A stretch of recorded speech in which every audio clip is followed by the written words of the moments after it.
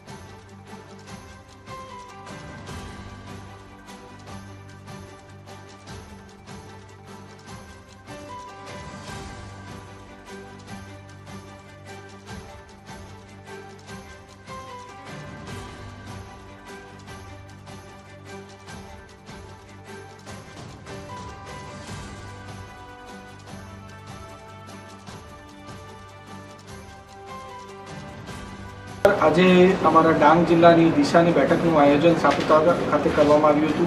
એમાં દિશા બેઠક જે અમારી દર 3 મહિને થાય છે એનો મુખ્ય હેતુ જે અમારી રાજ્ય સરકારની યોજનાઓ છે, કેન્દ્ર સરકારની યોજના છે, એની કેટલી અમલવારી થાય છે, બીજા કોઈ અવરોધો ઊભા થાય છે કે નહીં, આવતા વર્ષે ને આ વર્ષે શું શું અમે કામ કરવાના છે એની પૂરું વિગતવાર અમે રિવ્યૂ લઈએ છીએ। તેમાં અમારા ધારાસભ્ય શ્રી જયભાઈ પટેલ પણ હાજર છે, અમારા કલેક્ટર મેડમ પણ હાજર છે, પદ અધિકારીઓ દરેક અધિકારીઓ હાજર રહીને વિગતવાર અમે જેટલી પણ ડિપાર્ટમેન્ટ છે એનું અમે રિવ્યૂ લીધું છે અને સારી રીતે આપણો ડાંગ જિલ્લા આગળ વધી શકીને જે નરેન્દ્ર મોદી સાહેબની અધ્યક્ષતામાં